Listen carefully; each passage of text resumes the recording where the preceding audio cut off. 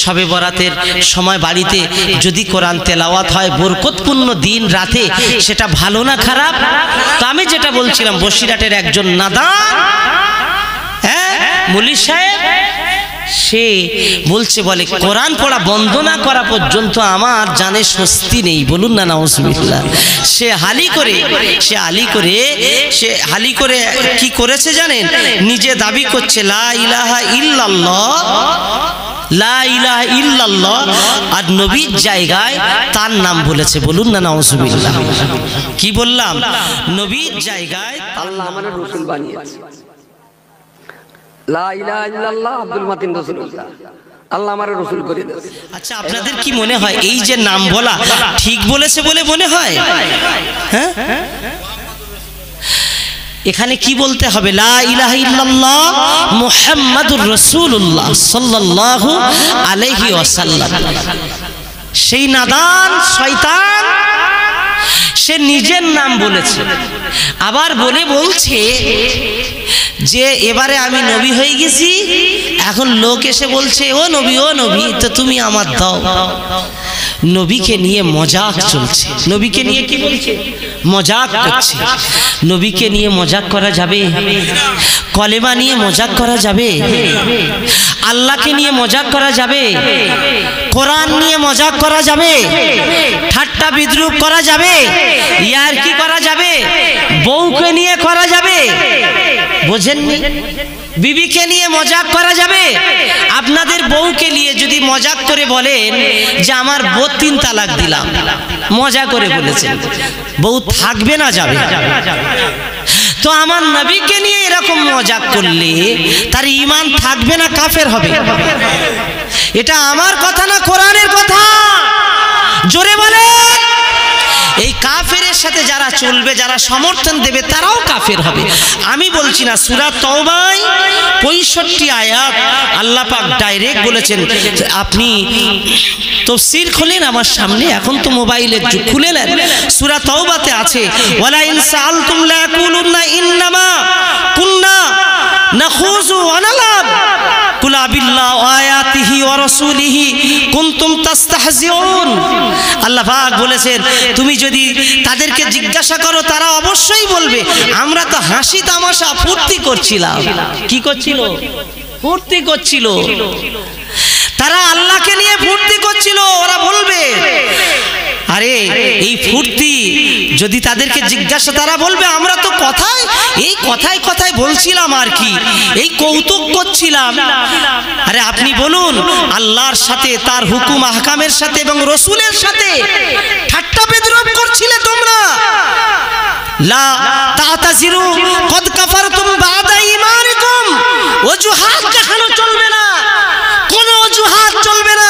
আমি আল্লাহ বলছি, তোমাদের ঈমান আনার পরে, ঈমান জাহির করার পরে কুফরিতে লিপ্ত হয়েছো, অর্থাৎ তোমরা কাফের হয়েছো, কোনো ছলনা চলবে না। তোমরা যে কাফের হয়ে গেছো, ঈমান প্রকাশ করার পরে এতে আর কোনো সন্দেহ চলবে না।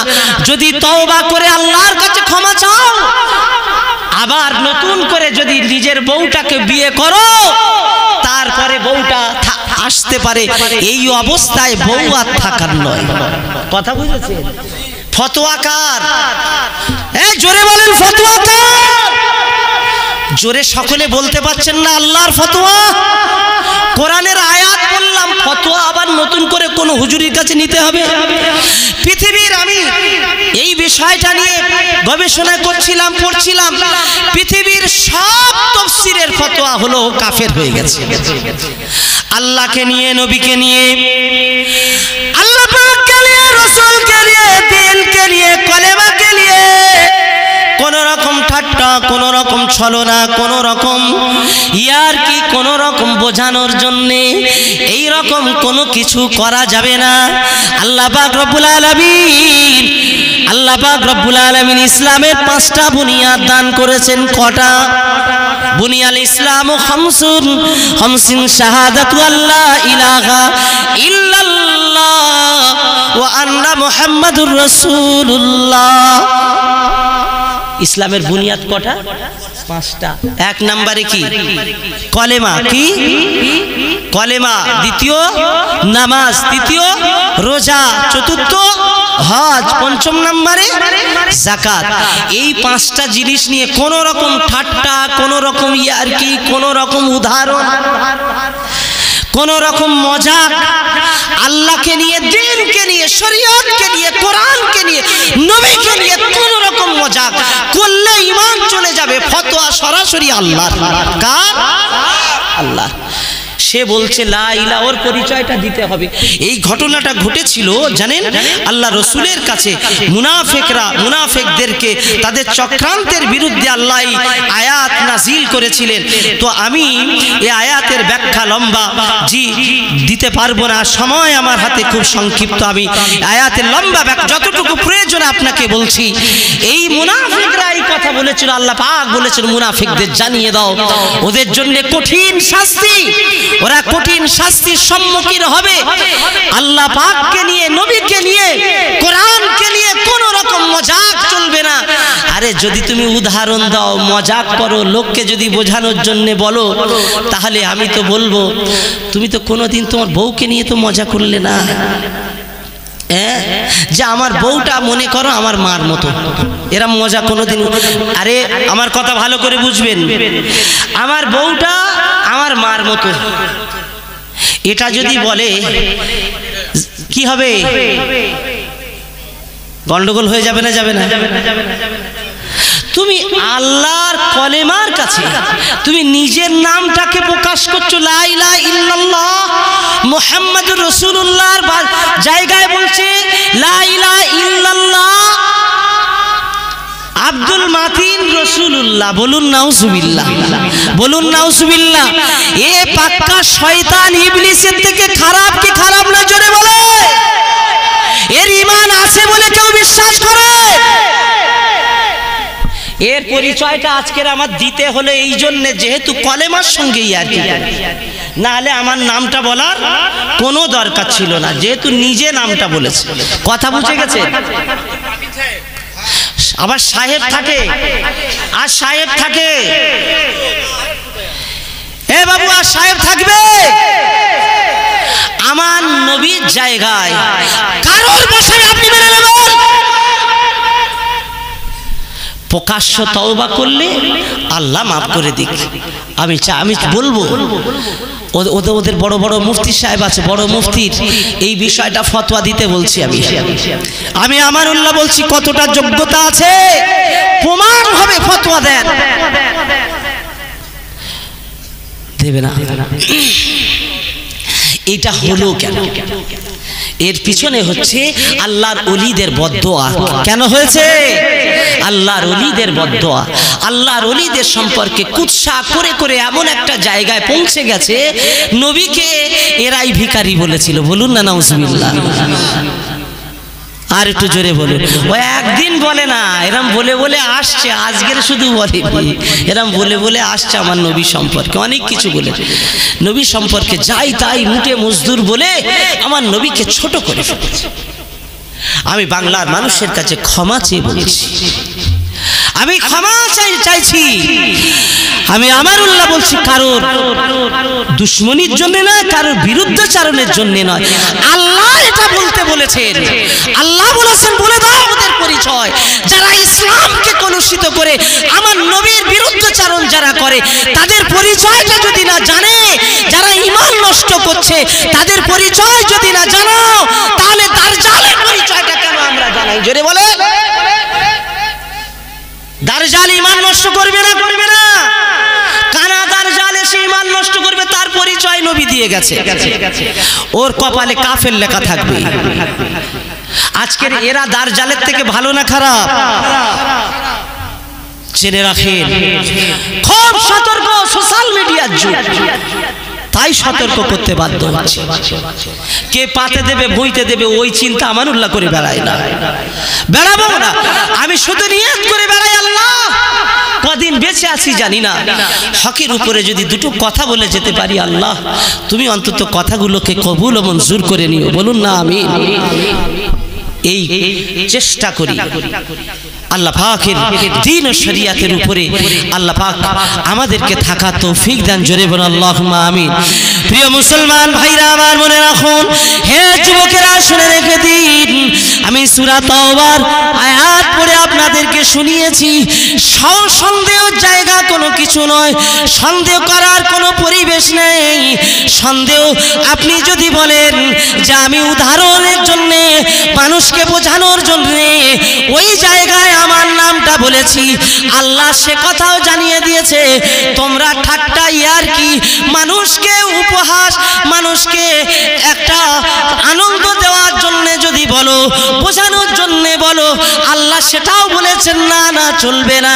তুমি কি বলে দৃষ্টান্ত দেবে? কোনো কিছুই দৃষ্টান্ত আল্লাহ মেনে নেবে না বলে আল্লাহ কোরআনে সরাসরি জানিয়ে দিয়েছে। এবার তুমি কি দৃষ্টান্ত দেবে? আর দৃষ্টান্ত নাই, সরাসরি কুফরির ফতোয়া আল্লাহ পাক দিয়ে দিয়েছে। হে মুসলমানের ছেলেরা, হে যুবকেরা, তোদেরকে আমি সতর্ক করছি, ফিরে আয়, চলে আয়, এই সমস্ত মানুষদের কাছ থেকে সরে আয়, চলে আয়। আমার নবীকে নিয়ে যারা খেলা শুরু করেছে, আল্লাহ পাক দুনিয়ায় তাদের মুখে ঝামা ঘষে দেবে। দেবে না? দেবে না? আমার নবীকে নিয়ে যারা খেলা শুরু করেছে এত সহজে ছাড়বে না।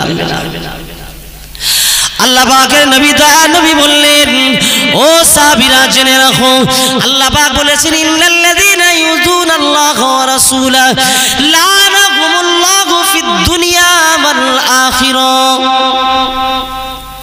আমি আল্লাহ পাক রব্বুল আলামিন জানিয়ে দিলাম, আমাকে যারা কষ্ট দেয়, আমার নবীকে যারা কষ্ট দেয়, আমি আল্লাহ ওদের উপরে, আমি আল্লাহ আমার পক্ষ থেকে লানাত, আমার পক্ষ থেকে গজব ওদের উপরে।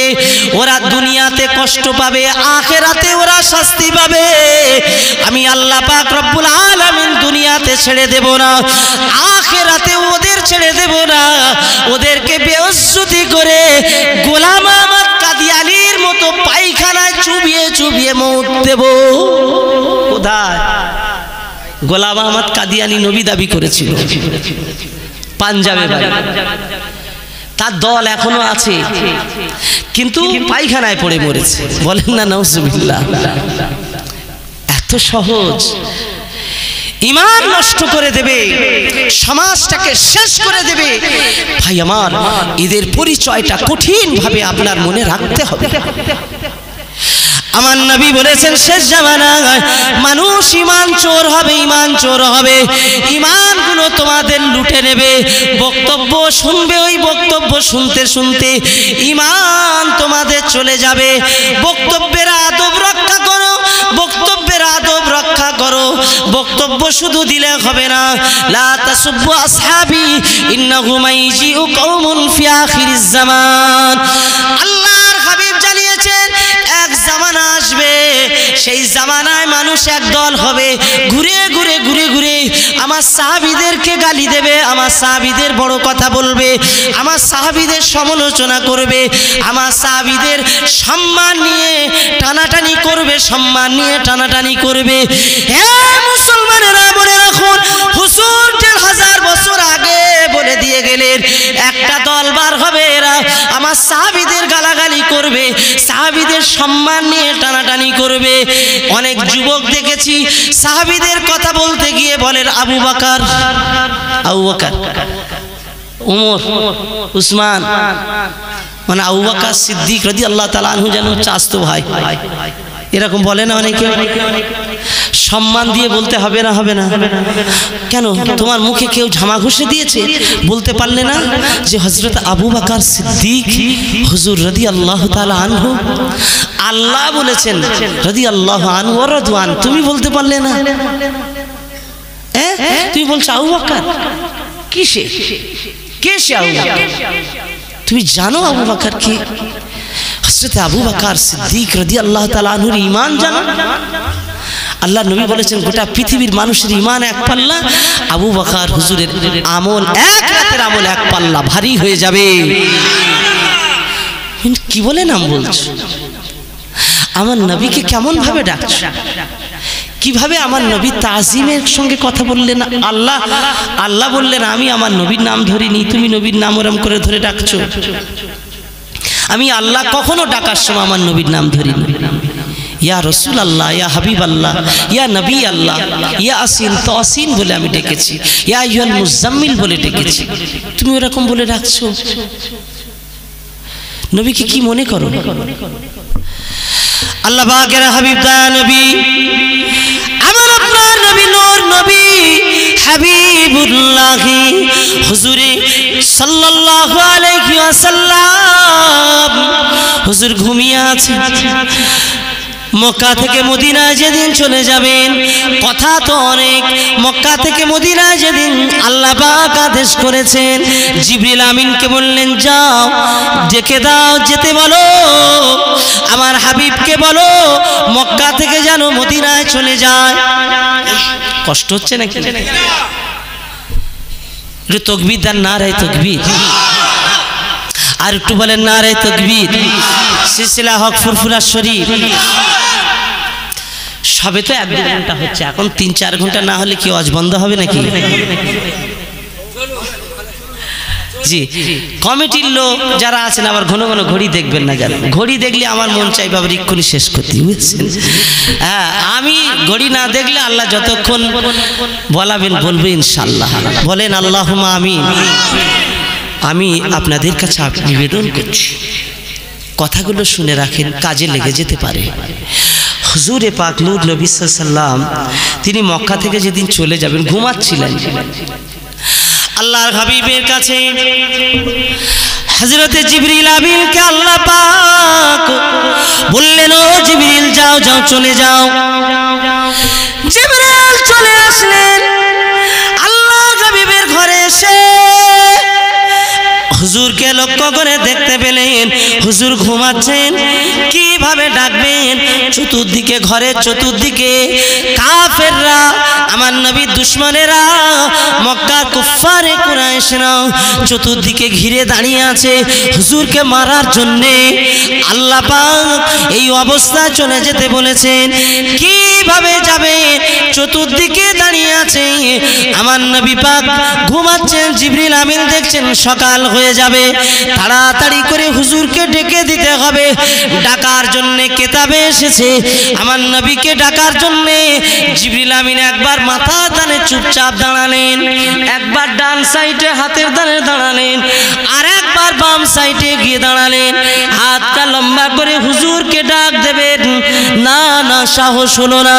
জিবরিল আমিন আবার চলে গেলেন পা মোবারকের কাছে, কদম মোবারকের কাছে চলে গিয়েছে।